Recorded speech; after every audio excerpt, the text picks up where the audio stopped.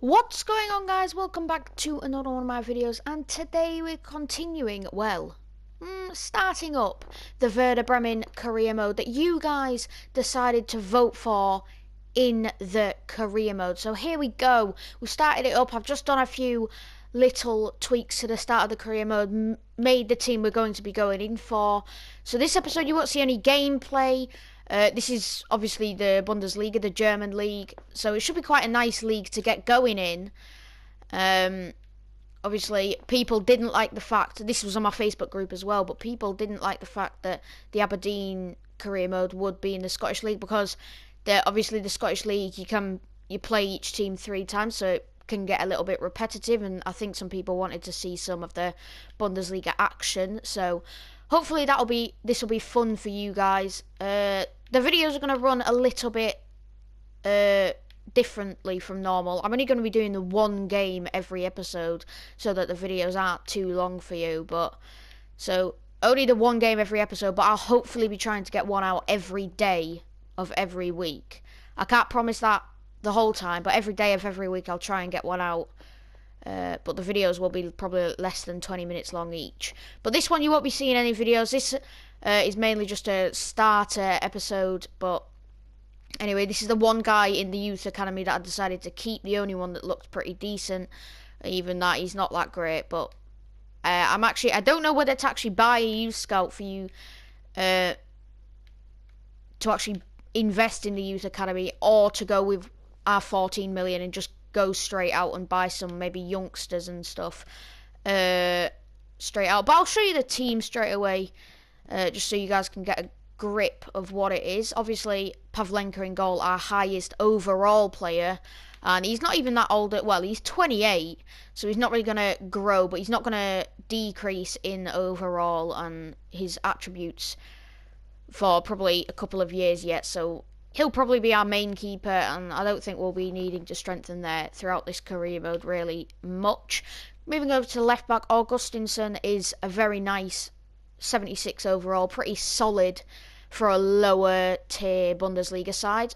26 years old, probably got another year or two of growth, and then he'll just stay where he is. So hopefully we can get him up to the 80 rated mark, maybe a little bit more than that. Toprak is probably, I think, our oldest player on the team, 30 years old. The only reason I've got him over Friedel is because of his overall and his attributes, because his attributes are better, but the fact is that he is 30, so he's really not gonna increase in stats at all, so he's going to start decreasing. But Friedel will be an option to replace Toprak when we get a little bit further through the career mode. Obviously, he's 22 years old, so he'll be a better option as you get through the first season, whatever. Velkovic, 24 years old, pretty nice already, 74 overall. Got some decent defensive stats there. Not very pacey, but other than that, he's got pretty decent stats, to be fair, so I can't really complain.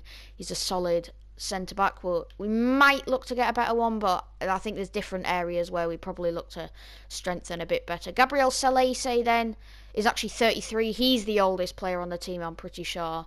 Right back, so it might be a place where we look to improve, but 76 overall is by no means disappointing. Obviously, he's the captain, he's the most experienced. He has 90 jumping, which is one of the best you can get, really. 83 heading accuracy, so he'll be amazing from corners, you would think. So that's one of the reasons I've got him in the team. Obviously, the rest of his stats are still pretty good, but they're only going to start decreasing. Obviously, 33 years old is past prime, as you guys will know. So we'll move to the centre of the park. Now, you guys might think, why am I not playing Mohold instead of Mbom? I just think that Mbom, obviously, if you look at Mbom's age, he's 20 years old. So if we can give him regular game time, just play him in nearly every game, he's going to start increasing his stats very, very quickly. Obviously, look at them stats, they're not even that bad. Mental, physical, and then those his skills. They're not very good, his skills, but his mental and physical is pretty good. So that's why I've got him on over Mohold. If he's not performing through the season, I probably will put Mohold in, but for now, I just want to get his overall up quite heavily, really. And then the other centre mid is probably the most obvious centre mid we can have is Egenstein. Obviously, his brother, I think it's his brother or his cousin or something, is out on loan somewhere else at the moment. And that is someone I may look to recall if you guys decide that would be a good option. But Egenstein here, obviously 76 overall, 94 stamina. He's not going to get subbed off much when he plays. 81 ball control, 81 shot power. They're his best stats, really. And he's just an all-round pretty decent midfielder, solid player as one of his traits is there. So that's very nice. Josh Sargent, I know he's a striker, but I thought maybe convert him to a CAM just because Fulkrug is too good of a striker to be left out, really. If you guys think that's a bad option for me to do, then by all means tell me down in the comment section below, and I can always change that. Or whatever, but I feel like Sargent is pretty good. Look at them stats, pretty nice. Less of the skills attributes, but more of these anyway, the mental and physical comparisons. But really, I feel like we can't, because of his growth as well. He's only 20, so him and Mbom, that's the main reason I've got them in the team. So because Sargent will want to grow, and hopefully will grow. Then this is probably the most known guy in the Werder Bremen team. I know a lot of people, I've seen lots of people when they're doing an Arsenal career mode in particular, have actually signed Milo Rashica. 24 years old, is still room for so much growth. I know people that have got him up into past 90s, so he will definitely be someone we look to really focus on getting better. Look at his agility and his acceleration and his sprint speed, as well as his dribbling, ball control, shot power. It's all very, very nice. He's probably going to be the most important and most pivotal player this season. He also has the power free kick, outside of the foot shot, speed dribbler, and long shot taker traits. So that will be very nice. I'm really interested to see how he's going to get on. So we move over to left winger Bittencourt. Obviously, he is a CAM. Hang on. No, that doesn't really work. But Bittencourt, CAM, but while he's playing left wing, he doesn't get a negative boost or anything like that. Negative externality. But Bittencourt, obviously 76 overall. I don't know what his age is, actually. 26, that's not even that bad, to be fair. I thought he might be 28 plus, but he's not near his prime. Well, he is near his prime, but he's not at his prime, so that's nice. So look at his agility, acceleration, balance, all of that is so pretty good, and dribbling as well. But most of the stuff you want a wide player to have, he has actually got, which is very nice. He dives into tackle, speed dribbler, technical dribbler, and flair are his traits. Then we'll move over to the main man in this career mode. We're going to be having up front Nicholas, I think it's Nicholas Fulkrug, but he's 27, probably at his prime, you would think. But his stats, he's finishing 80, heading accuracy 80. It's just a well-rounded striker, really. We may look to get a better option, but obviously, if we want to get a better option, we've literally got Sargent there, so that we probably just put Sargent up front and buy a CAM, or we could put Mohold in CAM. So you guys decide this career mode. It's all about you, this career mode, but hopefully, it's going to be very, very fun for you guys, and that's just a quick look at the team. Now, I don't know where we need to improve in the squad, but if you guys don't think we need to improve much and we just go with what we have, I will invest a little bit into the youth staff. I'd like to do that anyway, just to see if we can get any hidden gems amongst the rough diamonds from countries around the world. But we'll check our board expectations now. I haven't actually looked at these yet since coming onto the career mode. Obviously, youth development is a medium priority, so it would be helpful, obviously, to sign some people up for the youth program. Brand exposure, keep 10 clean sheets. Now, I have played FIFA 21 since FIFA 21 came out, and I don't know what's wrong with it, but I find it really, really hard to get clean sheets. You've probably seen it in my other videos and my other career modes that I've done on FIFA 21, but you guys probably know how hard it is to keep a clean sheet. I'm not gonna lie, it is quite hard, but 10 clean sheets is definitely doable.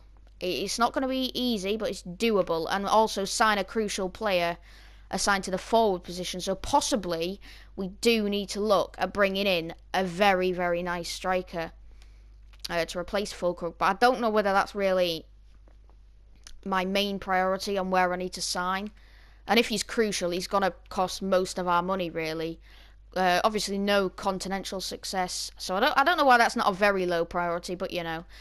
Domestic successes is where I'm going to obviously try and focus the most. Reach the round of 16 stage in the DFB Pokal, I think we can do that.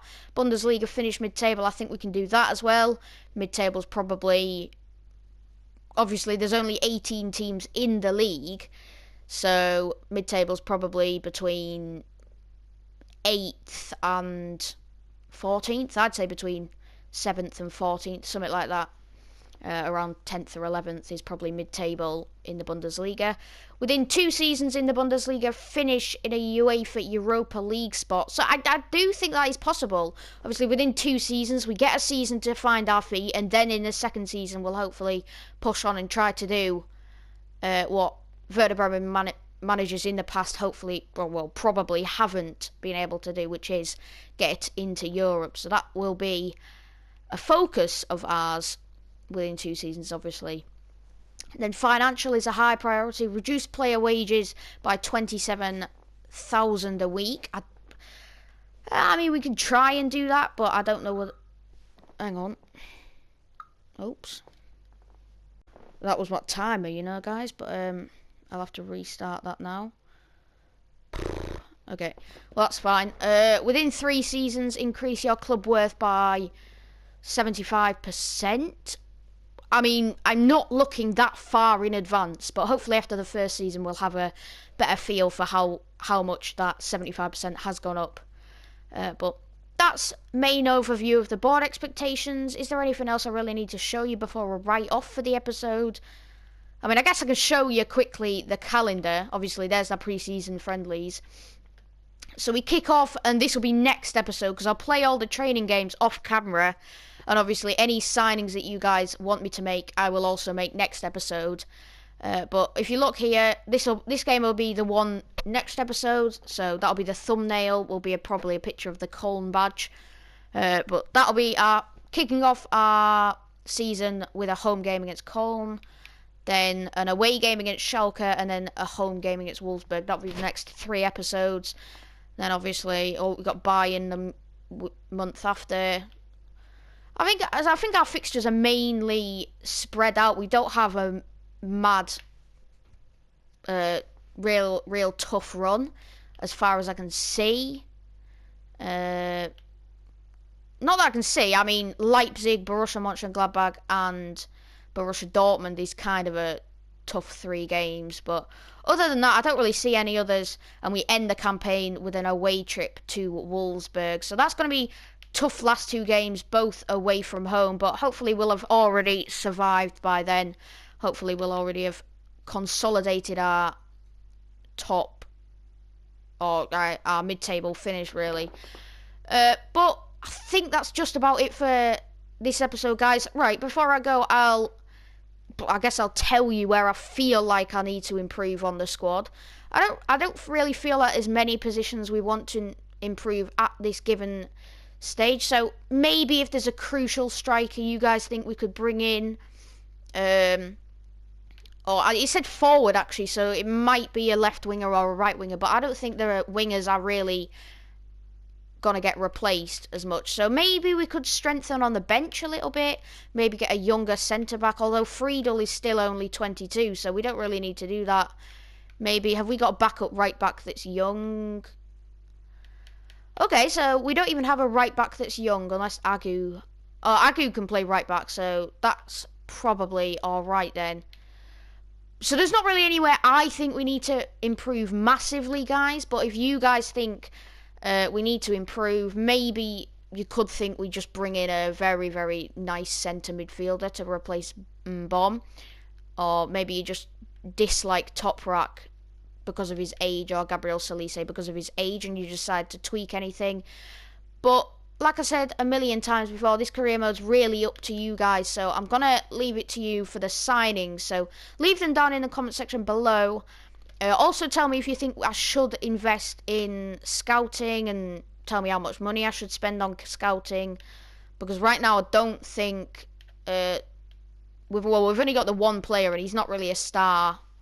He's got decent potential, but he's not really a star. These are the guys, some of them I have just put in this transfer hub already. Look, just a few of these, but they're not really players that I'm really looking at bringing in like properly. But if you guys feel like any of them could be an option, then just leave them down in the comment section below as well. But I feel like I'm kind of dragging this episode on a bit, so I am going to let you guys just go and leave the comments down in the section below. If you've enjoyed the episode, go down below, smash the like button, hit that subscribe button as well if you haven't done already. Really helps the channel out and hopefully can help the channel grow for the future. But in the meantime, I've been Hazard the Junior Cherry, and I'll see you in the next one.